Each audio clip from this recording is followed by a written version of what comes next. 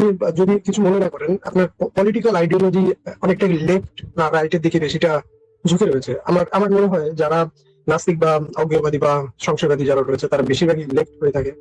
আহ, এটা কি অনেকটা কি সত্যি আপনার মনে হয়? হ্যাঁ, একটু তো লেফট লেফট দিকে থাকি। বামপন্থা বলতে আপনি যে জিনিসটা বোঝাচ্ছেন বা আপনি যে জিনিসটা বোঝেন আর আমার আন্ডারস্ট্যান্ডিং তো একটু ভিন্ন হবে। কিন্তু যেটা আমরা যেটা প্রথাগত যেই মানে প্রতিষ্ঠান বা প্রথা, এই জিনিসগুলোর একটু বিরুদ্ধে। হ্যাঁ, এই সূত্রে আমরা তো বাম দিকে একটু লেফট উইংই আমরা থাকবো। মানে অনেকটা আপনার মার্ক্সবাদী যেটা সেটার দিকে ঝোঁক নাকি এমনি নর্মাল যেটা আমরা লেফট না, মানে আদর্শ? মার্ক্সের আগে থেকেও বামপন্থা আগে থেকেও ছিল। হ্যাঁ, সমাজতন্ত্রের ধারণা আগে থেকেও ছিল। মার্ক্সের আগে থেকেও ছিল। আমরা মার্ক্সবাদী না। মার্ক্সবাদ হচ্ছে গিয়ে একটু কট্টর বামপন্থার একদম একটু কট্টর ভার্সন। আমরা সেই এত ওই জায়গাতে না। কিন্তু আমাদের যদি আপনি রাইট উইং লেফট উইং এ যদি আপনি বিভক্ত করেন তখন হয়তো আমাদেরকে একটু লেফট উইংই রাখতে হবে। কিন্তু আসলে এইভাবে মানে ইয়া করাটাও ঠিক না। আপনি যেটা আমাদেরকে বলা উচিত, যেটা বললে আমি আমি খুশি হব, লিবারেল ডেমোক্রেট, বা আপনি বলতে বলতে পারেন সোশ্যাল ডেমোক্রেট যদি বলেন তাহলে আরো ভালো হয়। হতে পারে। কিন্তু আমি আমার অনেকটা কি বলুন তো মনে হয়, যখন আমি আমার আমার মানে পলিটিক্যাল আইডিওলজিটা আপনাকে আমি শেয়ারই করি তাহলে। যখন 2019-20 সালের দিকে আমি এক, দাদার সংস্পর্শে এসেছিলাম, সে খুবই কট্টর কমিউনিস্ট। তারপরে আমি কমিউনিস্ট ম্যানিফেস্টো এগুলো জানার চেষ্টা করি, কিন্তু আমার একটু খটকা লাগে যে উনি বলেছে পলিটেরিয়েট আর বুর্জোয়া যে কমিউনিটি মানে উচ্চ বর্গ নিম্ন বর্গ, এটা সবসময় আমার তো মনে হয় না। এই যে ইকোনমি আছে সেটা চলতে গেলে দুজন সমান যদি হয়ে যায় সেক্ষেত্রে ইকোনমি সার্ভাইভ করতে পারবে না। আপনার কি অভিজ্ঞতা রয়েছে এই বিষয়ে? দেখেন, ইয়াং বয়স যখন আমার ছিল তখন আমিও কমিউনিস্ট আন্দোলনের সাথে জড়িত ছিলাম। আমিও কয়েকটা বাম রাজনৈতিক দলের সাথে জড়িত ছিলাম। এটা হুম। একজন যারা হচ্ছে গিয়ে প্রগতিশীল আন্দোলনের সাথে যুক্ত থাকে, বা যারা হচ্ছে সমাজের শ্রমজীবী যারা মানুষ, তাদের অধিকার আদায়, এগুলো তো অবশ্যই ইম্পর্টেন্ট। এগুলা আমি মোটেও হালকা চোখে দেখি না। এগুলা প্রত্যেকটা সমাজের জন্য এগুলো অত্যন্ত জরুরি। যারা হচ্ছে শ্রমিক, যারা হচ্ছে মনে করেন গার্মেন্টস, বাংলাদেশের গার্মেন্টস শ্রমিক, তাদের অধিকার, তাদের কর্মঘন্টা, তাদের বেতন কত, কত ঘন্টা, মানে কত টাকা করে ঘন্টা প্রতি সে পায়, তারপরে হচ্ছে গিয়ে কতগুলা ছুটি ছাটা পায়, এই জিনিসগুলা অত্যন্ত জরুরি আলোচনা। এবং এই জিনিসগুলা সম্পর্কে আমরা আমাদের কাছে যে কনসেপ্ট গুলা এসছে সেগুলা অনেকখানি এসছে মার্কসের হাত ধরে। হ্যাঁ, এই জন্য মার্কসকে আমি মনে করি অত্যন্ত গুরুত্বপূর্ণ একজন চিন্তক। হ্যাঁ, মানব সভ্যতার অত্যন্ত গুরুত্বপূর্ণ চিন্তকদের মধ্যে একজন হচ্ছে মার্কস, এই বিষয়ে কোনো সন্দেহ নাই। কিন্তু মার্কসবাদ, যদি মার্কসবাদের যে মানে মনে করেন কমিউনিস্ট ম্যানিফেস্টো বা লেনিন যেই বা আপনার মাও সেতুং যেই কমিউনিজম প্রতিষ্ঠা করেছিল, সেই জিনিসটা আমরা দেখেছি যে একটা সময় ডিক্টেটরশিপের দিকে যায় এবং মানুষের অধিকারগুলা, বাক স্বাধীনতা থেকে শুরু করে অনেকগুলা অধিকার, মৌলিক অধিকার, সেগুলা ভায়োলেট করে। হুম। এবং মানুষের ভিতরে একটা ন্যাচারাল টেন্ডেন্সি এটা আছে অবশ্যই, যে আমি আমার মেধা যোগ্যতা অনুসারে আমি টাকা পাবো।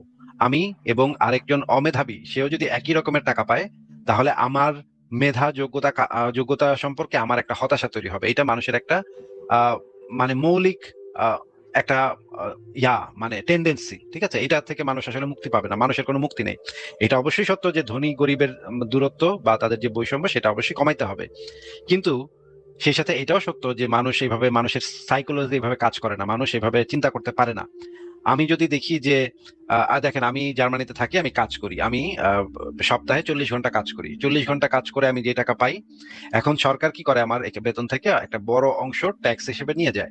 নিয়ে গিয়ে সেই ট্যাক্সের টাকাটা ব্যয় করে যারা চাকরি করে না বা যারা গরিব, যারা হচ্ছে গিয়ে কোনো কাজই করে না, তাদের চিকিৎসা, তাদের শিক্ষা, তাদের স্বাস্থ্য ইত্যাদি ইত্যাদি জিনিসে ব্যবহার করে। এইটুকু আমি আমি ওকে, আমি কোনো প্রবলেম দেখি না। কারণ আমারও এক সময় এরকম সময় আসতে পারে যখন আমি, আমার চাকরি থাকবে না, আমি এই ধরনের সোশ্যাল হেল্প নিব, সরকারের থেকে সোশ্যাল হেল্প নিব, নিয়ে আমিও সার্ভাইভ করতে পারবো।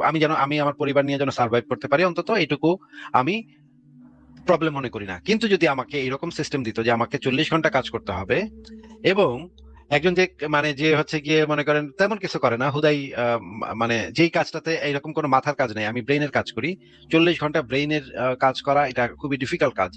মানে মাথা টাথা আউলা হয়ে যায় একটা সময়। হ্যাঁ, যখন মানে আমাদের একটা প্রজেক্ট আসে, প্রজেক্টের কাজটা শেষ করতে আমাদের মাথাটা আউলা হয়ে যায়। এই কাজটা যে করে, এবং আমার অফিসের রুম ক্লিন যে করে, রুম ক্লিনারের কাজ কিন্তু মাত্র দিনে 2 ঘন্টা 3 ঘন্টার, এর চেয়ে বেশি কিন্তু কাজ করতে হয় না তার। সে যদি একই বেতন পায়, একই স্যালারি পায়, সে তার মান এবং আমার জীবন মান যদি সমান হয়, তাহলে আমি আমার যে মেধা যোগ্যতা এটা কাজে লাগাইতে আমার ইচ্ছা করবে না, আমার আমার মনে হতাশা তৈরি হবে যে আমি হুদাই এত কিছু করবো কেন, 40টা ঘন্টা আমি একটা বিষয়ের পিছনে, একটা প্রজেক্টের পিছনে আমি মানে অক্লান্ত পরিশ্রম করবো, এটা আমি কেন করব? এই জিনিসটা যখন আমি যখন মনে করব, তখন আর আমি কাজটা করতে চাইবো না। এই কারণে প্রত্যেকটা কমিউনিস্ট কান্ট্রিতে দেখা গেছে মানুষের ভিতরে মোটিভেশনের মারাত্মক রকমের অভাব। মানুষ এইভাবে যদি সে নিজে সম্পদশালী হইতে না পারে, তাহলে সে আসলে কখনো করতেই চায় না। নরওয়েতে এই যে সোশ্যাল সিকিউরিটি এত স্ট্রং ছিল, এত বেশি ট্যাক্স নিত, এবং বিজনেস করতে গেলে মানুষকে এত বেশি ট্যাক্স ধরায় দিত, এই কারণে নরওয়েতে কোনো বিজনেসই রান করে না। নরওয়ের বেশিরভাগ মানুষ আমেরিকা চলে গেছে, অর্ধেক জনসংখ্যা এখন আমেরিকাতে থাকে, মানে অন্য আমেরিকা এবং অস্ট্রেলিয়াতে থাকে। এই যে প্রবলেম গুলা বিভিন্ন দেশে হয়েছে, সেই দেশের অভিজ্ঞতাগুলো থেকে আমরা জানি যে কমিউনিজম আসলে কোনো আমরা ফাংশন করবে না, লং লাস্টিং কোনো একটা স্টেবল একটা Practical সমাজ। যেভাবে আমাদের কোনো কাজে হয় না, মানে যদি উচ্চবর্গ বা নিম্নবর্গের কাছে সমান পাওয়ার হয়ে থাকে, আমার মনে হয় যেটা মুদ্রাস্ফীতি থেকে ইনফ্লেশন এইটা খুবই মারাত্মক পরিমাণে বেড়ে যাবে তখন। সব দিক দিয়ে প্রবলেম তৈরি হবে, অনেক দিক দিয়ে প্রবলেম তৈরি হবে। এই কারণে আমি মনে করি যে হ্যাঁ, কিছু মৌলিক মানবাধিকার এটা সবার জন্য এক থাকা উচিত। মানুষের অধিকার এটা সবার, আইন সবার জন্য এক থাকা উচিত, শিক্ষা সবার জন্য এক থাকা উচিত, স্বাস্থ্য সুবিধা সবার জন্য এক থাকা উচিত। এই যে বেসিক যে নিড গুলা, মানুষের বেসিক নিড গুলা সবার জন্য সেম থাকা উচিত। কিন্তু এরপরে যদি কেউ একজন ধনী হইতে চায়, ধনী হইতে পারে, তার মেধা যোগ্যতা কাজে লাগায় কেউ যদি ধনী হইতে পারে, তাহলে তাকে সেই সুযোগটাও দেওয়া উচিত যে তুমি বাবা, তুমি একটা নতুন একটা জিনিস ইনভেনশন তুমি এআই ইনভেন্ট করছো, তুমি এখন চাও তোমার 100 কোটি টাকা থাকুক। হ্যাঁ, তুমি ইনভেন্ট করো, 100 কোটি টাকা বানাও, আমার তো কোনো সমস্যা নাই। তুমি খালি ট্যাক্সটা দিও, ঠিক মতো ট্যাক্সটা দিলেই হবে। ওই 100 কোটি টাকার যে ট্যাক্সটা আসে সেই ট্যাক্সটা দিয়ে দিও, দিলেই হবে। তাহলে তুমি 100 কোটি টাকা নিয়ে তুমি মজা নাও গিয়া। আমি এরকমের একটা সোসাইটি চাই, যে সোসাইটিতে এই সুযোগটাও থাকবে। এবং কমিউনিস্ট দেশগুলোতে দেখা গেছে বাক স্বাধীনতার মারাত্মক রকমের ভায়োলেশন হয়। যারা সরকারে থাকে তারা মানে সব কমিউনিজমের বিরুদ্ধে কথা বলতে দেয় না, তখন শক্তি প্রয়োগ করে। তারপর হচ্ছে গিয়ে এই যে যেমন ধরেন চীনে মানে মানে বাক স্বাধীনতা নেই, উত্তর কোরিয়াতে বাক স্বাধীনতা নাই, সোভিয়েত ইউনিয়নে ডিক্টেটরশিপ চলতেছে অনেক, মানে সোভিয়েত ইউনিয়ন তো এখন আর নাই, রাশিয়া আছে, সেখানে ডিক্টেটরশিপ চলতেছে অনেকদিন ধরে। পুতিন কয়েকদিন পরে পরে এক একটা দেশে আক্রমণ করার জন্য তার কুরকুর করে। এই মাথা খারাপ একটা লোক, হ্যাঁ, পুতিন হচ্ছে, যদিও মানে মানে ভয়ঙ্কর মাথা খারাপ, এই হচ্ছে পাগল মাথা খারাপ, ঠিক আছে, ঠিক আছে, মানে হচ্ছে গিয়ে ভায়োলেন্ট মাথা খারাপ। এই রকমের লোকজনের তৈরি হয় যখন এই যে মানে কমিউনিস্ট ইসের থেকে আসে, তখন এই রকমের সোসাইটি তৈরি হয়। এই কারণে আমি কমিউনিস্ট সোসাইটিতে থাকতে চাবো না। কোথাও যদি কমিউনিস্ট রাষ্ট্র তৈরি হয়, সেখানে আমি মনে করবো সেখান থেকে আমি দ্রুত এখান থেকে বাইরে যাব। আহ কিন্তু কমিউনিজমের যে কোর কনসেপ্ট, যেটা হচ্ছে শ্রমিকের অধিকার, শ্রেণী বৈষম্য কমাইতে হবে, এটার সাথে আমি একমত। হ্যাঁ, সেটা তো কমাতে হবে, কিন্তু সমান সমান হলে তো আপনাকে তো বললাম মানে ইকোনমি খুব সেভাবে সার্ভাইভ করতে পারবে না। সমান সমান বলতে ওই যে আমি যেটা বললাম, বেসিক যে নিড গুলা সেগুলো সমান থাকতে হবে, যে যেন কেউ না খেয়ে মারা না যায়, তারপরে কেউ যেন বিনা চিকিৎসায় মারা না যায়। এই যে মানে রুটি, তারপরে দুধ, ডিম, এই ধরনের খাবারের উপরে সরকারের উচিত ভর্তুকি দেওয়া, ভর্তুকি দিয়ে একদম দাম কমায় রাখা, যেন প্রত্যেকে খায়া পরে বাঁচতে পারে, পরিবার নিয়ে বাঁচতে পারে। এইটুক প্রত্যেক মানুষের থাকা উচিত। এরপরে যার যদি যদি কেউ চায় মানে ধনী হইতে, মানে তার মেধা যোগ্যতা যদি থাকে, তাহলে সে ধনী হোক। এটা এটা আমি মনে করি। হ্যাঁ। আরেকটা কথা, আপনার সাথে প্রায় মাসখানেক হবে না, প্রায় 20-25 দিন আগে আপনার সাথে কথা হয়েছিল জাতীয়তাবাদ নিয়ে। আপনি সেটাকে সাপোর্ট করেন না, আরেকবার একটু আপনার রিজনটা যদি বলতেন। আমি একটা, আমার মনে হয় এটা সাপোর্ট করা উচিত, আপনার রিজনটা একবার দিতে পারেন বলছি। জাতীয়তাবাদ কেন সাপোর্ট করা উচিত আমি তো এটা বুঝলাম না। জাতীয়তাবাদ একটা পুরনো কনসেপ্ট, সেটা হচ্ছে গিয়ে এখন আর এটা মানে কোনো প্রয়োজন পৃথিবীর নাই। এখন নতুন নতুন হিউম্যানিস্ট কনসেপ্ট চলে আসছে। এখন মানুষের উচিত মানে হিউম্যানিস্ট হওয়া, মানবিক হওয়া, অন্য মানুষের প্রতি সহানুভূতিশীল, আহ মানে এমপ্যাথি দিয়ে অন্য মানুষকে বিচার করা। কে কোন জাতি, এগুলো নিয়ে পুনরাবৃত্তির মানে এখন আর দরকার কি ভাই, আমি তো বুঝতে পারছি না কেন আপনার মনে হয় জাতীয়তাবাদকে সাপোর্ট করা উচিত। না, আপনি প্রায় আগে বলেছিলেন যে আমার সেটা চুজ করার কোনো মানে ছিল না, যেটা মানে আমি কোন দেশে জন্মাবো বা কোথায় থাকবো সেটা আমার চুজ করার কোনো ওয়ে ছিল না। কিন্তু সেই পরিপ্রেক্ষিতে তো বলা যেতে পারে যে আপনি যে ফ্যামিলিতে জন্মগ্রহণ করেছেন সেটা ধরুন যখন যখন আপনার মানে প্রসেসিং বা যদি বাংলা ভাষায় বলি যে আপনি যেভাবে হচ্ছিলেন, তখন যদি 10 সেকেন্ড এদিক ওদিক হতো, আপনি তো ওই ফ্যামিলিতে না হয়ে অন্য ফ্যামিলিতেও হতে পারতেন, হয়তো আপনি আমেরিকাতেও মানে জন্ম হতে পারতেন। কিন্তু সেই ক্ষেত্রে তো আপনি পুরোপুরি সেভাবে বলতে পারেন না যে জাতীয়তাবাদ আপনার সাথে বলতে পুরোপুরি পারি, রিলেট। কেন বলতে পারবো না কেন? মনে করেন আমি ওই পরিবারে জন্মেছি, এখন আমার বাবা একটা রেপ করছে, আমি এখন কি বলবো? আমার বাবা, যেহেতু আমার বাবা, সে তো রেপ সে করে নাই, সে কি মানে তাকে আমি মুক্তি দিতে হবে? হ্যাঁ, যে সে তো আমার বাবা, তাহলে তাকে আমি কি এটা বলবো? এটা কি কোনো যৌক্তিক পজিশন হইলো? না, এটা তো কোনো যৌক্তিক পজিশন হইলো না। সে আমার বাবা হইলো, যদি সে রেপ করে থাকে সে তো রেপিস্ট। আমার জাতির লোক যদি মানে খারাপ হয় তাহলে তো আমি বলবো এরা খারাপ, এরা দুর্নীতিগ্রস্ত। আমার জাতির যে মানুষেরা তারা অত্যন্ত দুর্নীতিগ্রস্ত, অত্যন্ত অসভ্য। এরা কুটনামি করে, বিভিন্ন জায়গায় গিয়ে একজন আরেকজনের নামে কুটনামি করে। এরা মানে মানুষ পিটা মেরা ফেলে, রাস্তাঘাটে মানুষ পিটা মেরা ফেলে, এর বর্বর অসভ্য জাত। এইটা আমি বলি। এটা তো আমি তো জাতীয়তাবাদী হইলে তো এটা বলতে পারতাম না। জাতীয়তাবাদী হইলে আমার বলতে হইতো যে ভাই আমার জাতি, আর আমার জাতি রে আমি তো খারাপ বলতে পারবো না, আমার তো ভালোই বলতে হবে। আমি কেন ভাই জাতীয়তাবাদী হব? আশ্চর্য, আমি তো বুঝতে পারতেছি না। আপনি একটু বুঝায় বলেন জাতীয়তাবাদী আমার কেন হইতে হবে? আমি আমার জাতিসত্তার যে অপকর্মগুলা সেগুলো আমি বলবো না? আর ধরুন সেক্ষেত্রে বলা যেতে পারে, ধরুন আম, আমি উদাহরণ হিসেবে বলতে পারি, ধরুন ইন্ডিয়া পাকিস্তানের যুদ্ধ হল, কথার কথা বলছি। আপনি ধরুন পাকিস্তানের পক্ষে, আমি ধরুন ইন্ডিয়ার পক্ষে রয়েছি, বা আমি ইন্ডিয়ার পক্ষে, আমি আপনি আমি পাকিস্তানের পক্ষে। পাকিস্তানের পক্ষে কেন যাবো? আমি কোন দেশের স্যার, রাষ্ট্রের আপনাকে পক্ষে যাবো না। আমি দেখবো যে কোন আপনাকে কোন করতে বলছি। রাষ্ট্রটার অবস্থানটা নৈতিক, কোন রাষ্ট্রটার অবস্থানটা নৈতিক সেই রাষ্ট্রের পক্ষে আমি যুক্তি প্রমাণ দিয়ে আমি চিন্তা ভাবনা করে। এমনকি মনে করেন বাংলাদেশ, আমার দেশ তো বাংলাদেশ, তাই না? আমি বাংলাদেশ থেকে আসছি। আপনি মনে করেন ইন্ডিয়া, আমি যদি দেখি কখনো ইন্ডিয়া বাংলাদেশকে আক্রমণ করছে, এবং যদি আমি দেখতে পাই যে নৈতিক দিক থেকে, যৌক্তিক দিক দিয়ে ইন্ডিয়া সঠিক, ইন্ডিয়াই আসলে সঠিক কাজ করতেছে, আমি ডেফিনেটলি ইন্ডিয়াকে সাপোর্ট দিব। আমি বলবো ইন্ডিয়া ভালো কাজ করতেছে, বাংলাদেশকে আক্রমণ করাটা উচিত হয়েছে, আমি এটা বলবো। কারণ আমি কোনো জাতীয়তাবাদে বিশ্বাস করি না। যদি আমি দেখি এটা নৈতিক অবস্থান, ইন্ডিয়ার অবস্থানটা নৈতিক, আমি ডেফিনেটলি ইন্ডিয়াকে সাপোর্ট দিব। আবার যদি মনে করেন পাকিস্তান ভারত যুদ্ধ হইতেছে, আমি যদি দেখি পাকিস্তান নৈতিক অবস্থানে আছে, আমি অবশ্যই পাকিস্তানকে সাপোর্ট দিব। বলবো পাকিস্তান অবশ্যই ভালো, সঠিক কাজটা করতেছে, ওদেরকে, ইন্ডিয়াকে এই সময় অবশ্যই আক্রমণ করা উচিত ছিল, দরকার ছিল। ইন্ডিয়া অনেক বেশি সেক্ষেত্রে কি বলা যেতে আত্মঘাতী পারে? বেশি করছে। হ্যাঁ। ইন্ডিয়ার প্রতি বা পাকিস্তানের প্রতি যদি আমার একটা পূর্ব ইয়া থাকে, রাগ অনুরাগ সম্পর্ক, জাতীয়তাবাদী সম্পর্ক, কোনো একটা কিছু যদি থাকে, সেটা তো আমার যুক্তি প্রয়োগের ক্ষেত্রে প্রভাব বিস্তার করে ফেলবে। তখন তো আমি সঠিকভাবে যুক্তিটা প্রয়োগ করতে পারবো না, আমাকে এক ধরনের বায়াসনেসের ভিতরে নিয়ে যাবে। আমার তখন মনে হবে ভাই ভারত তো 71 সালে আম করে সাহায্য করছিল, তাহলে আমি ভারতের বিরুদ্ধে কেমনে বলবো ভাই? কিন্তু আমি নৈতিক দিক থেকে দেখতেছি যে পাকিস্তানি সঠিক, কিন্তু আমার মনে তখন কুরকুর করবে, আয় হায়, ভারত তো আমাকে সাপোর্ট করছিল 71-এ, কত মানুষকে খাওয়াইছে, তো ভারত তো আমাকে বন্ধু, তাহলে আমি কেমনে ভারতের বিরোধিতা করি? এই জিনিস যখনই আমার মাথায় চলে আসবে, তখন তো আর আমি যৌক্তিক ভাবে বিচার বিবেচনা করতে ব্যর্থ হব। আমি একটা অন্যায়কে তখন আমার সাপোর্ট করতে হবে, ন্যায়কে আমার বিরোধিতা করতে হবে। এইটা আমি কেন করতে যাব? আমি কি পাগল নাকি ভাই? কেন বলতেছেন এগুলো আমি বুঝতেছি না। আচ্ছা, ধরুন আমি উদাহরণস্বরূপ যদি বলি, মনে করেন ধরুন আপনি তো পাকিস্তান ভারতীয়, একটা। মনে করেন আপনি তো ভারতীয়, তাই না? হ্যাঁ, মনে করেন বাংলাদেশ ভারত যুদ্ধ হইতেছে, এখানে দেখা যাচ্ছে যে ভারত খারাপ, ভারত মানে হুদাই বাংলাদেশে অ্যাটাক করে বসছে একদিন, হুদাই কোনো কারণ নাই, তার দেশ দখল করতে ইচ্ছা করছে, মোদী সরকারের ইচ্ছা করছে দেশ দখল করুম, একটা করে ফেলছে। আপনি কোন মানে দেশকে সাপোর্ট করবেন তখন? ভারতকে নাকি? না, সেটা তো সাপোর্ট করা অনৈতিক হবে, কিন্তু আমি ধরুন কেন কেন? আপনি না জাতীয়তাবাদী ভাই? আপনি না ভারতীয় জাতীয়তাবাদী ভাই? আমার এখন লজিকটা শুনুন আগে। ধরুন একটা বাংলাদেশ আর ভারতের উদাহরণ দিই। ধরুন বাংলাদেশ একটা টেরর অ্যাটাক হলো, বাংলাদেশের কাছে প্রুফ নেই যে, এখন বাংলাদেশ বলছে যে আমাদের ভারতই সব থেকে মানে নিকটতম শত্রু, সেই ছাড়া এই কাজ কেউ করতে পারে না। এখন বাংলাদেশ কোনো প্রুফ না পেয়ে সে ভারতে আক্রমণ করে দিচ্ছে। এখন আমি ভারতের নাগরিক হিসেবে আমি কি, আমার কাছে কি মনে হবে যে সে কোনো প্রুফ পায়নি, সে আমাকে আক্রমণ করেছে, সেক্ষেত্রে আমি তাকে আক্রমণ করবো? আপনার কি মনে হয়?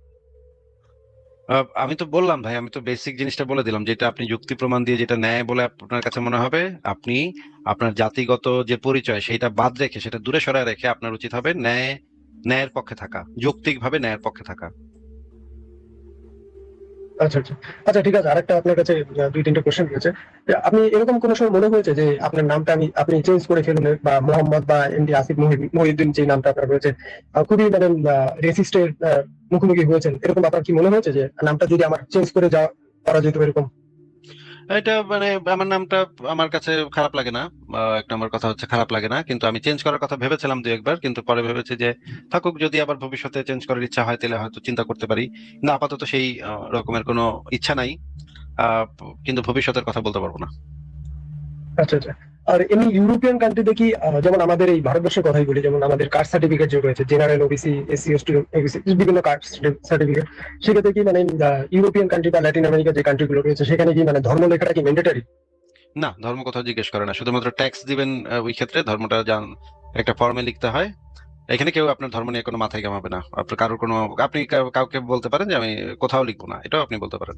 কিন্তু একটা ট্যাক্স আছে, চার্জ ট্যাক্স, সেটা যদি আপনি দিতে না চান তখন আপনি তাদেরকে বলে দিবেন আমি চার্জ ট্যাক্স দিব না, আমি কোনো ধর্ম বিশ্বাস করি না, তখন তারা আপনাকে ওইটা চার্চের জন্য ট্যাক্স নেবে না, আপনার অ্যাকাউন্ট থেকে নিতে পারবে না। ওইটা জাস্ট ওই একটা ফর্মালিটি। হ্যাঁ, এখানে কারোর ধর্ম নিয়ে কেউ কোনো মাথা কামায় না, কে কি ধর্ম এটা জিজ্ঞেস করা এখানে অভদ্রতা। আব্দুল্লাহ ভাই, তাহলে আজকে আপনাকে বিদায় দিই। আচ্ছা আচ্ছা, থ্যাংক ইউ আপনাকে, ধন্যবাদ। ভালো থাকেন, পরের জনকে যুক্ত করি। দেখি আর কারা কারা। আসলে আমি শুনছিলাম বসে বসে, ওই শোনার একটা পয়েন্ট আমি পাইলাম, এই জন্য মানে যুক্ত হওয়ার চেষ্টা করলাম। আসলে কিছুক্ষণ আগে ওই ভদ্রলোক গল্প করছিলেন যে ভারতীয় জাতীয়তাবাদী, বাংলাদেশের জাতীয়তাবাদী, এই ধরনের একটা প্রশ্ন করছিলেন।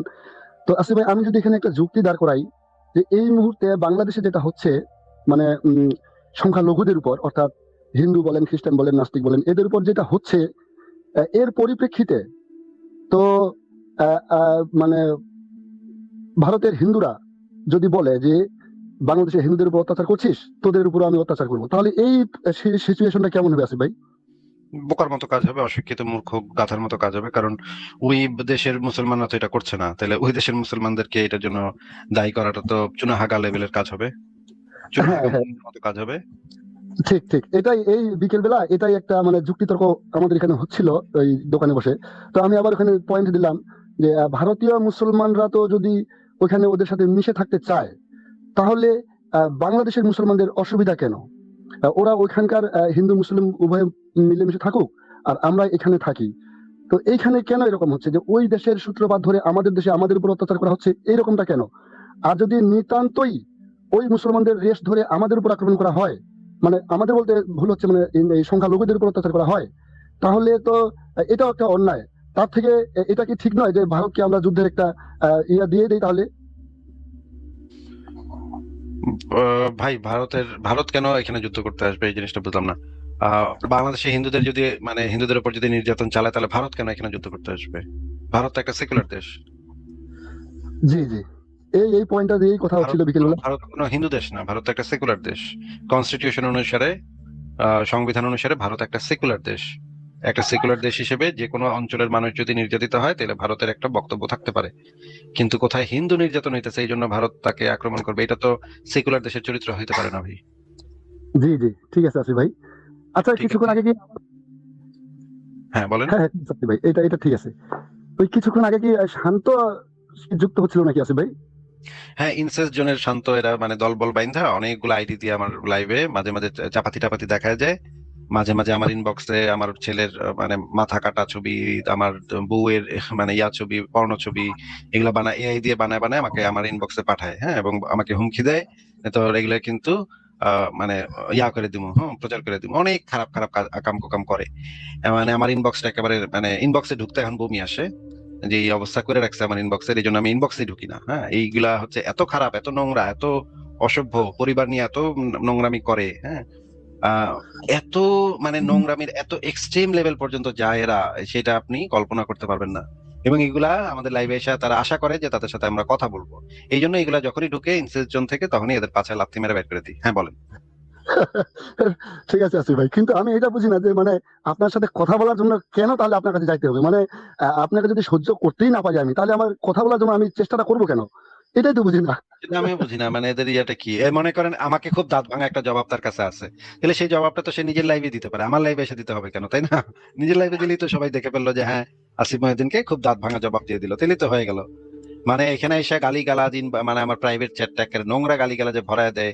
আমার মা, আমার বোন, মানে এমন কাউরে রাখে না ভাই, আমার 14 গোষ্ঠীর এমন করে বাকি রাখে না। মানে মানে কি বলবো, এদের যে রাগ, এদের যে ক্ষোভ, এদের যে মানে এদের লাইভে ঢুকলে আমি দেখি যে সারাক্ষণ আমার নিয়ে কথা বলতেছে, মানে 24 ঘন্টা এদের আলোচনা হতেছে আমার নিয়ে। এটা ভালো যে এদের মানে আমি এমন রাগাইছি এদের, এদের পুরা আল্লাহর আরশ পর্যন্ত কাঁপা উঠছে আমার ডরে, বুঝছেন? এখন আল্লাহর আরশ পর্যন্ত কাঁপে আমার নাম শুনলে। এই জন্য এরা এত হাউকাউ করে। ঠিক আছে, করুক, আমার লাইভে আসলে তো লাথি মেরে বাইরে করে দিচ্ছে, অসুবিধা কোথায়? আমার তো একটা মানে ক্লিক দিতে হয়, খালি ক্লিক দিলেই তো লাথি মেরে বাইরে হয়ে যায়, তাই না? হ্যাঁ হ্যাঁ আসিফ ভাই, ঠিক আছে। তো আমি একটা ছোট্ট পয়েন্ট ধরবো। এই যে আমার আগে যে ভদ্রলোক গল্প করলেন যে অবৈধ যৌনাচার, মানে ব্যভিচার, অবৈধ যৌনাচার, এই ধরনের যে একটা প্রশ্ন আসলো, আমি যদি এখন বলি অবৈধ আসলে কি, মনে করেন একজন ওইখানে আলোচনা যেটা হচ্ছিল সেটা হচ্ছে ইসলামের দৃষ্টিতে কোনটা বৈধ কোনটা অবৈধ, আমাদের ও দৃষ্টিতে কোনটা অবৈধ বৈধ এটা নিয়ে আলোচনা হয়নি এখানে। ও আচ্ছা আচ্ছা, হ্যাঁ, ইসলামের দৃষ্টিতে হোক। মনে করেন যে একজন নারী আর অপর পুরুষ বা অপর নারী, এরা মনে করেন যে দুজন দুজনকে মানে ইয়ে করলো যে তোমাকেও আমার একটু ভালো লাগে, আমাকেও তোমার একটু ভালো লাগে, মানে উভয় উভয় যদি সম্মতিতে হয়, তাহলে কি এটা অবৈধ হবে আসিফ ভাই? সেখানে কে কি করতেছে সে বিষয়ে তো আমি কথা বলতে পারবো না ভাই, এটা তো তাদের ব্যক্তিগত বিষয়। যদি কোনো কনসেন্টের ভায়োলেশন না হয় তাহলে তো আমি সেই বিষয়ে নাক গলাইতে যাব না। কে কোথায় কি করে, কার সাথে কি করে, এটা তো আমার হেডেক না ভাই। যদি কারো কোনো ক্ষতি হয়, কনসেন্টের ভায়োলেশন হয়, শুধুমাত্র সেই ক্ষেত্রে আমি সেই বিষয়ে নাক গলাই। জি জি, আসলে এই চিন্তাগুলো তো সবাই করতে পারবে না। তা আমি আসলে, এটা ঠিক বলছেন যে ওদের ব্যাপার সেটা, ওরা যদি মনে করেন মনে করেন আপনি একটা কাঠি দিয়ে কান খোঁচাইতেছেন, কান খোঁচায় খুব মজা লাগতেছে আপনার, তাই এটাতে আমার কি, আমি কি করব? এবং এটা কি আপনার কাজটা কি নৈতিক নাকি অনৈতিক, এটা তো আমি জানি না। আপনার কাজটা এটা নৈতিক, এটা তো নৈতিক অনৈতিকতার মধ্যে পড়ে না। আপনি কান খোঁচায় মজা পাচ্ছেন, এটার সাথে নৈতিকতা অনৈতিকতার সম্পর্ক নাই। এটাকে বলা হয়, এটাকে নৈতিক হিসেবে বলা যায় না, অনৈতিক হিসেবে বলা যায় না। অনৈতিক বলতে গেলে সেটার বিরুদ্ধে একটা আপনার যুক্তি দেখাইতে হবে, নৈতিক বলতে গেলেও আপনার একটা যুক্তি দেখাইতে হবে। এখন এটা যদি মানে আপনি যে আপনি খান, আপনি পানি খাচ্ছেন, এটা কি নৈতিক নাকি অনৈতিক? এটার সাথে নৈতিকতা অনৈতিকতার সম্পর্ক নাই। আপনার যদি পানির তেষ্টা পায় আপনি খেতেই পারেন, এখানে আমার কিছু বলার নেই। আপনি খাইতে পারেন, নাও খেতে পারেন, তা আপনার ব্যাপার। আপনার কখন ভালো লাগবে পানি খেতে, তা আপনি কখন খাবেন সেটা সম্পূর্ণ আপনার ব্যক্তিগত বিষয়। এখানে আমি কি বলতে পারি? এইটা নৈতিকতা অনৈতিকতা যে আলোচনা, সেই আলোচনার ভিতরে পড়ে না, দুইটা সেটের ভিতরেই পড়ে না। যদি আপনি কারো কনসেন্টের ভায়োলেশন করেন, যদি কারো ক্ষতি করেন, তখন সেটা অনৈতিক হবে শুধুমাত্র। হ্যাঁ বলেন। জি জি, না আমি আমি আর বেশি বলবো না। আমি এর আগেও 2 বছর আগেও যুক্ত হয়েছিলাম এই নামেই। তো যাক, আজকে আবার যুক্ত করলেন, এর জন্য অসংখ্য ধন্যবাদ। তবে সর্বোপরি আমি যেটা মনে করি, আমরা বা আপনি যে কাজটা করছেন, এটা সমাজের জন্য, মানব জাতির জন্য একটা উদাহরণ হয়ে থাকবে। আর এর জন্য আমি সেই দিনও আপনার জন্মদাতা পিতা মাতাকে আমি নমস্কার জানাইছি, যে এরকম একটা সন্তানের জন্ম দিতে পারছেন ওনারা। এই জন্য আপনার পিতা মাতাকে আমার অন্তর থেকে নমস্কার জানাই। এই যে আজকে আসিফ মহিউদ্দিন যে সমাজ সংস্কারের যে একটা উদ্যোগ নিয়েছেন, এটা মানে এর এর এর তাৎপর্য কিন্তু সবাই বুঝবে না, কিন্তু আমরা যারা মানে আহ, আমরা যারা মানে স্বাধীন চিন্তাধারা করি, মানে মানে জ্ঞান অর্জন করি, যেমন আপনি যতটা জ্ঞান অর্জন করছেন, ততটা জ্ঞান অর্জন আমি তো করতে পারি নাই। আহ সেই দিক থেকে কিন্তু যদিও আমি মূর্খ মানুষ, কিন্তু কথার কিছুটা অর্থ তো আমরা তাও বুঝতে পারি। এই দিক থেকে আমরা ভাই এই আন্দোলনের সঙ্গে যুক্ত হতে পেরে আসলে আমিও খুব আনন্দিত, এবং কি একটু ভালোই লাগতেছে যে আসলে এটাই প্রত্যেকটা মানুষের মানে করা উচিত, এরকমটাই আছে ভাই। ঠিক আছে ভাই, তাহলে ভালো থাকেন সত্যের পথে ভাই। জি জি, নমস্কার আসিফ ভাই। আচ্ছা ঠিক আছে, ঠিক আছে। আপনাকে তো আবু বকর সিফাত আপনাকে যুক্ত করা হয়েছে, বলেন। হ্যালো ভাই, কেমন আছেন? ভালো আছি, আশা করি আপনিও ভালো, বলেন। হ্যাঁ আচ্ছা আসিফ ভাই, আপনার যে নতুন সংশোধিত যে লেখাটা লিখছেন, আরো যে লেখাটা শয়তানের জবানবন্দি, প্রথমে আপনাকে ধন্যবাদ। আমি পুরোটা পড়িনি এখনো, 7 পর্যন্ত এসেছি আর কি, নাট্যমঞ্চের সাথে এসেছি। অসাধারণ, এক কথায় অসাধারণ। বাংলা সাহিত্যে বা বাংলা ভাষায় এমন কোন মুক্তমনা লেখা আছে কিনা সেটা আমার জানা নেই। অসংখ্য ধন্যবাদ আপনাকে এটার জন্য। ঠিক আছে ভাই, বলেন আরেকটা তাহলে। কথা, হ্যাঁ হ্যাঁ, আমার কথা হচ্ছে ভাই, আরেকটা লেখা যে আপনি লিখছেন, ওইটাও অসাধারণ, যে মোহাম্মদ যে জাদুগ্রস্ত হয়ে যায়। এখানে প্রশ্নটা আসে ভাই, ছোটবেলায় আমরা একটা রিমোট কার নিয়ে খেলতাম, যে কারটার বাটন টিপ দিলে কারটা চলে, আবার বাটন টিপ দিলে কারটা বন্ধ হয়ে যায়, মানে খুব ভালো লাগতো। এখন আল্লাহ কি এমন কিছু চাইছিল যে নবী জাদুগ্রস্ত হোক? আল্লাহর মজা লাগে 27 উপর থেকে, মানে একটু মজা নিচ্ছে, সহবাস করছে কিনা ভুলে গেছে, প্রাত্যহিক কাজ করছে কিনা ভুলে গেছে, মানে আল্লাহর অনেক ভালো লাগে এগুলা দেখতে। আবার যখন মানে ইহুদি খ্রিস্টানরা বিশ্বাস করে না, তখন আবার মানে ওদেরকে শাস্তি দিবে কেন? এমন একজন লোকের কথা কেন বিশ্বাস করবে যে নিজেই জাদুগ্রস্ত, নিজেরই ঠিকভাবে মনে থাকে না, নিজে কি করে না করে তার নিজের নিয়ন্ত্রণ নেই? তাহলে মানে তাহলে আল্লাহ কি, মানে আল্লাহর নৈতিকতা নিয়ে তো প্রশ্ন আসে ভাই এখানে। মানে আল্লাহ কি মানে স্ক্রু ঢিলা, মানে যখন যেটা ভাল লাগে সেটা করতে চাই? এই প্রশ্ন কিন্তু ভাই চলে আসে আপনি যেটা লিখছেন। এটা কিন্তু হ্যাঁ, একটা এটা বড় তো অনেক, প্রশ্নবোধক চিহ্ন। এটা কিন্তু অনেক বড় প্রশ্ন। এই যে মোহাম্মদ যে জাদুগ্রস্ত হয়েছে, এটা কিন্তু একটা বিরাট মানে মানে একদম এটা ভাই, এই বিষয়টা এতদিন আসছে না, এটা তো ভাই আপনি একদম মানে কফিনে শেষ পেরে ঠুকে দিচ্ছেন, মানে এমন ভাবে ধরছেন, মানে একদম লক। হ্যাঁ, এটা কিন্তু একেবারে মানে মোহাম্মদের ইয়াটাই শেষ হয়ে যায়, মানে মোহাম্মদের। এমনকি আমরা যদি ধরেও বিকি নেই লক মোহাম্মদ ভাই, সত্য কথা, হ্যাঁ বিচিল হক, হ্যাঁ এটা ভাই মোহাম্মদ বিকি যে লক। সত্যবাদী যদি আমরা ধরেও নেই, তর্কের খাতিরে যদি ধরেও নেই যে হ্যাঁ মোহাম্মদ যা করেছে সব সত্য, কিন্তু তাতে তো কিন্তু প্রমাণ হয় না। এতে কিন্তু এমন হইতে পারে যে মোহাম্মদের আরেক জাদুকর জাদু করছিল, পরে গিয়ে আরেক জাদুকর জাদু করছে, তারপরে দ্বিতীয় জাদুটা সে ছুড়াইতে পারছে প্রথম জাদুকরের সহায়তায়। কিন্তু এখানে কিন্তু আল্লাহ সর্বশক্তিমান হয় না, কারণ আহ আল্লাহর যদি সার্বভৌমত্ব থাকে সমস্ত কিছুর উপরে, তাহলে আল্লাহর উপরে পাড়া দিয়া তো কোনো ইহুদি গিয়া মোহাম্মদের জাদু এখন করতে পারে এখন না। এখন ভাই ওই এখন জাদুটা তো ভাই অ্যাক্টিভ আমার করতে হইব, আমার ওই জাদুটা তো অ্যাক্টিভ করতে হইব আল্লাহরই অ্যাক্টিভ করতে হইব, তাই না? আল্লাহর উপরে আমার পাড়া দিয়া কথা কেমনে আমার ইহুদি গিয়া জাদু করে? এখন আমার কথা এটা না। এখন আল্লাহ যদি বলে থাকে তার হুকুম ছাড়া গাছের পাতাও নড়ে না, তাহলে আল্লাহ এমন একটা কাজ হইতে কেন দিল? আর আল্লাহ যদি এটা হইতেও দেয়া থাকে, যদি বলা হয় যে আল্লাহ করতে দেয় নাই, একটা স্বাধীন সত্তা জাদুর এমন ক্ষমতা আছে যে নিজের প্রতিহত মানে নবীরে ধইরা ফেলে, তাহলে আল্লাহর সুরক্ষা কবল কোথায়? বা আল্লাহর যে স্বাধীন সার্বভৌমত্ব ওইটা তো ধ্বংস হয়ে যেতেছে। এবং আল্লাহ মানে আপনি যেটা লিখছেন কোন ফায়াকুন বইলা, মানে এটাকে শেষও করতে পারে না, এটাকে শেষ করতে গেলে প্রসিডিউর অনুসরণ করতে হয়, তাহলে আল্লাহর সার্বভৌমত্ব তো বিরাট প্রশ্নবোধক চিহ্ন এসে করে।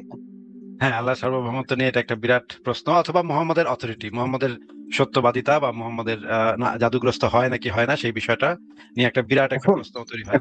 এখন আমি এই এখন প্রশ্ন লেখাটা একটু হচ্ছে ভাই, দেখাই, ইহুদিন আসারা দর্শকদেরকে একটু দেখাই, যারা দর্শক আছেন তারা একটু দয়া করে এই কুন ফায়াকুন বনাম জাদুর গীত, মোহাম্মদের জাদুগ্রস্ততা ও আল্লাহর সার্বভৌমত্বের সংকট, এই লেখাটা একটু পড়বেন। আমাদের ইয়া ভাই সিফাত ভাই যেটা বললো বিচিলক, এটা একেবারে আসলে বিচিলক লেখা। হ্যাঁ, মোহাম্মদের একদম বিচি, এখানে আল্লাহ এবং মোহাম্মদের আমার কথা দুজনের বিচি হচ্ছে ভাই, এখানে লক হয়ে যাবে। এখন ইহুদিন আসারা এমন একজন লোকের কথা কেন শুনবে যে লোক নিজের কথায়, এখন যদি আইসা বইস বলে যে ঈসা মারা যায় না, ঈসাকে আল্লাহ উঠিয়ে নিয়েছে, এই কথাটা কেন বিশ্বাস করবে? কারণ যার নিজেরই সমস্যা তার এই কথাটা বিশ্বাস করার তো কোনো প্রশ্নই আসে না, প্রশ্নই আসে না, এই কথাটা কেন বিশ্বাস করবে যার নিজের উপর নিয়ন্ত্রণ নেই? এখন মানে মানে আল্লাহ এটা এটা হইতে দিল, এটা আল্লাহ হইতে দিল, আল্লাহ কিভাবে এটা হইতে দিল? এটা তো মানে ইসলামের অস্তিত্বের উপর আঘাত, অস্তিত্বের উপর আঘাত, এটা এটা এটা কেন হইতে দিল? মানে এবং এই তাহলে কি কথাটা যে আমরা নাস্তিকরা বলতেছি যে এটা ইসলামের অস্তিত্বের উপর আঘাত, তা কিন্তু না। প্রখ্যাত যে মানে তাফসির কারক, যিনি যিনি হচ্ছেন গিয়ে এই যে আহকামুল কোরআন লিখছে, আহকামুল কোরআনের লেখক কিন্তু এটা বলছে। সে কিন্তু শিয়াও না, সে কিন্তু একেবারে সহি আকিদার, হ্যাঁ, হানাফি আকিদার। সেও এই এই বলছে যে এই এই হাদিস এই যুক্ত এই হইলে, লেখা এই হাদিস আমাদের যুক্ত ভাই হইলে কিন্তু ইসলামের ভিত্তি নড়বড় হয়ে যায়। এই হাদিস সত্য হইলে কিন্তু খবর আছে, তখন কিন্তু সেও না, এই কিন্তু এটা হাদিস নিয়ে বলছে। এই হাদিস তো ভাই সহি গ্রেডিং আইসা পড়ছে, এবং এই হাদিসটা কিন্তু একদম সহি যে মোহাম্মদ কূপে গেছে, তারপর যন্ত্রপাতি চিরুনি খুলছে, মানে চুলের গিট খুলছে, যন্ত্রপাতি উপকরণ গুলা তুলে আনছে, মানে এটা কি, এটা কি হইলো? এটা তো আবার একদমই মানে মেসাকার আবার বলছে। আমার হ্যাঁ, যারা আপনি যেটা লিখছেন সেইটাও ঠিক, হ্যাঁ যে আমাদের স্বপ্নে তো করে ফেরেশতা আসবে না। এখন মানে ফালাক নাস পড়ো যাই করো না কেন, মানে আমাদের স্বপ্নে তো ফেরেশতা আসবে না, আমাদের তো বলবো না যে অমুক অমুক অমুক পুকুরে মাছ ফালাই দিছে, অমুক কবুতরের পায়ে তাবিজ বাইধা দিছে, এমন গাছ তাবিজ করছে, কবরে তাবিজ করছে, আমাদের তো কেউ এসে বলবে? তাহলে এটা আমাদের কিভাবে শিক্ষা হইলো? আমাদের তো শিক্ষা এটা হইতে পারে না, এটা তো শুধু মোহাম্মদের ক্ষেত্রে প্রযোজ্য হবে, কারণ ফেরেশতা তো আমাদের সাথে এসে কথা কয় না। তাহলে এই যে শিক্ষার ইয়াটাও ঠিক না। মুমিনরা যে পেঁচা বলবে এটা মানুষকে শিক্ষা দেওয়ার জন্য আল্লাহ এই ঘটনা ঘটাইছে, এটাও খাটে না এখানে। কারণ এখানে আমরা কি শিক্ষা পাবো? আমাদেরকে জিবরাইল কইবো যে তোরা জাদু করছে, যা ওইটা করগা, এটা তো বলবে না। এখন এই আরেকটা হ্যাঁ, মজার বিষয় ভাই, হ্যাঁ বলেন বলেন, ঠিক আছে। আরেকটা মজার বিষয় ভাই, ইবলিশের যে আপনার যেটা যে কথাগুলা লিখছেন আরো জালি মাতব্বরের নাটকে, ইবলিশে ভাই আল্লাহ বলছে সিজদা করার জন্য, সে সিজদা করে নাই, এই জন্য আল্লাহ তার অনন্তকালের একটা শাস্তি দিয়ে দিল। এখন মোহাম্মদ যে হাফসার বিছানায় যখন মারিয়া কিপ্তিয়ার সাথে মানে সেক্স করতেছিল, তখন যখন হাফসার কাছে ধরা পড়া মোহাম্মদ যে আল্লাহর হালাল হালাল জিনিসটাকে হারাম ঘোষণা করে দিছে, তো তখন তো আল্লাহর বলা উচিত ছিল, এই মোহাম্মদ তুই আমার হালাল করা জিনিস হারাম করছো, তোর নবুয়ত থেকে বাদ, তোর মতো নবী আমার দরকার নেই, আজকে থেকে তোর নবুয়ত বাতিল। আল্লাহ এটা করলো না কেন? ইবলিশের বেলায় এক ভালো শাস্তি, কথা, মোহাম্মদের বেলায় আরেক শাস্তি, ভালো তাহলে কথা আল্লাহ বলছেন। আমি এই এই পয়েন্টটাও আমার ওই নাটকটার ভিতর ঢুকাই দিব কালকে। এখন এখন কথা হচ্ছে, আমার কথা হচ্ছে যে তুই মোহাম্মদের তোর হালাল করা জিনিস হারাম করলো, তো মোহাম্মদ তো তোর অথরিটি ভাঙা ফেললো, তোর নবী হয়ে, এমন নবীর দরকার কি তোর, যে নবী তোর অথরিটি মানে না? হ্যাঁ, সামান্য একটা বিষয় নিয়ে যদি আল্লাহর এত মানে ইগোতে লাগা যায়, তাহলে তো এখানেও তো ইগোতে লাগার কথা। মোহাম্মদ তো হালাল করছে, আল্লাহ মোহাম্মদ হারাম করে দিচ্ছে, এখানেও তো ইগোতে লাগার কথা, তাই না? তাও তাও ভাই কি আল্লাহ কিভাবে হালাল করছে? কোরআনের আয়াত দিয়ে হালাল করছে, তুই বেটা এটা জানোস? তুই তোর বউয়ের ভয়ে আল্লাহর তুই অস্বীকার করে ফেললি, আল্লাহর আয়াতটা কুফরি করলি। একদম একদম ঠিকই বলেছেন। আমি তুই এই তো যে এই পয়েন্টটা লিখে রাখলাম, আমি পয়েন্টটা লিখে রাখলাম এই নাটকটার ভিতরে, এই পয়েন্টটা আমি ঢুকাই দিব। ঠিক আছে। আরেকটা ভাই শেষ কথা ভাই, মানে উম, হ্যাঁ আসিফ ভাই, হ্যাঁ বলেন। নুহের সময় যে আল্লাহ যে মজাটা করলো, আল্লাহ যে বললো যে প্রত্যেক প্রাণী থেকে জুড়াই জুড়াই প্রাণী তুইলা নাও, প্রত্যেক প্রাণীগুলা থেকে জুড়াই জুড়াই তুমি প্রাণী তুইলা নাও, তাইলে পৃথিবীতে যে মানে তার মানে বোঝা গেছে যে বন্যার মধ্যে নৌকার মধ্যে শুধু প্রত্যেকটা প্রাণী থেকে এক জোড় উঠছে, তাই তো? তো হ্যাঁ এখন কথা হইলো, পৃথিবীতে যে এত অবলা নিরীহ প্রাণী আছে, ওইগুলোর যে আল্লাহ ডুবাই মারলো, মানে আল্লাহর এটার শাস্তি তো আল্লাহর হওয়া উচিত, অবলা প্রাণীদেরকে যে আল্লাহ মানে হ্যাঁ, অবলা ডুবাই প্রাণীরা মারলো। কি করছে? অবলা প্রাণীরা কি করছে? হুদাহুদি দ্বারা মানে কেন একটা পেরেশানি। এরপর ভাই আবার একটা ভালো কথা, এখন ভালো কথা ভাই, প্রাণীগুলা নৌকা তুলছে, ভালো কথা। তারপর প্রাণীগুলারে নামাই দিছে, প্রত্যেকটা প্রাণী এক জোড়া। তারপর ভাই হরিণ তো এক জোড়া ছিল, তো ভাই বাঘ যে হরিণ যে 2টা ছেড়ে দিছে, তারপর বাঘে 7 মাস কি খাইছে? বাঘে 6 মাস কি উপাস ছিল? মানে বাঘ কি খাইছে ভাই? ঘাস খাইছে নাকি বাকি 6 মাস? মানে আল্লাহর কুদরত ভাই, আল্লাহ খাওয়াইছে। ভাই আমি তো ভাই মানে কুরআন ভাই আমার কাছে ভাই মানে প্রথম কথা চটি গল্প মনে হয়, আর দ্বিতীয় কথা হচ্ছে ভাই মানে মানে প্রত্যেকটা আয়াতে সমস্যা ভাই। আপনি যে জিনিসটা ভাই আমি একটু সময় নিয়ে কয়েক মিনিট সময় নিয়ে হাইলাইটস করে যাই দর্শকদের উদ্দেশ্যে, যে যারা লেখাটা যাতে তারা একটু পড়ে। প্রথম কথা হচ্ছে ভাই মানে আদমের ক্ষেত্রে ভাই শাস্তি প্রয়োগ হয় না। আদমের তর্ক দেখায় যে মানে তকদির লিখিত হয়েছে, এই জন্য আদমের বিজয়ী, মানে আদমের দোষ নাই, মুসার সাথে আদমের তর্কে বিজয়ী হয়ে যায়। আবার আল্লাহ বলে যে আমি হচ্ছে যারে পথ প্রদর্শন করি সে পথ পায়, আর যারে গুমরা করি সে গুমরা হয়। আবার আল্লাহ ইচ্ছা না করলে বান্দা ইচ্ছা করতে পারে না। তো এখানে ইবলিশ তো ইচ্ছা করতেই পারতো না, আল্লাহ ইচ্ছা করছে বলেই তো করছে। আল্লাহ তো সবকিছু তকদির আগে লিখে কলম টলম সব শুকিয়ে ফেলছে। তো এখানে ইবলিশের তো আসলে কোনো দোষ নাই। জান্নাত জাহান্নাম বানায় বইয়ের আল্লাহ, শয়তানে যদি এই কামটা না করতো তাহলে কেমনে হইতো? তুই জান্নাত না, এখন মুমিনরা যুক্তি দিবে যে ইবলিশে আসলে ইসলামের জন্য খারাপ, এই জন্য আল্লাহ এভাবে সৃষ্টি করছে। তো ইবলিশে ইসলামের জন্য খারাপ, এটা তো আল্লাহ চাইছে দেখি তো খারাপ হয়েছে, কারণ আল্লাহ না চাইলে তো বান্দা চাইতে পারে না। তো কোরআনের আয়াতে তো আবার বিচিলক, তো বিচিলক প্রতি জায়গাতে তো বিচিলক হয়ে যায়। তো কিভাবে আগে কিভাবে? হ্যাঁ, এগুলা ভাই আল্লাহ ভালো জানে, এগুলার অনেক মানে খুবই জটিল বিষয়, মানুষের জ্ঞান নাই। আমাদের যেটা করতে হবে সেটা হচ্ছে যেটা লেখা আছে সেটাতে উটের নাকে দড়ি বাঁধা উটের মতো এটা বিশ্বাস করতে হবে। ভাই বিচিলক কথাটা একটু প্রচলন করেন, মুমিনদের বিচিলক শব্দটা শুনতে ভালো লাগে ভাই। এই কথাটা যদি আপনি একটু ঠিক আছে মুমিনদের আটকে দেন ভাই, আপনার কপিরাইট, ভালো। আমরা এটা ব্যবহার করবো। ঠিক আছে ভাই, তাহলে বিদায় দেই। সাফাত ভাই, ঠিক আছে, ঠিক আছে, ঠিক ঠিক আছে আছে, ভাই, ভালো thank you. থাকেন, আবার কথা হবে। আপনাকে বিদায় দিলাম। পরের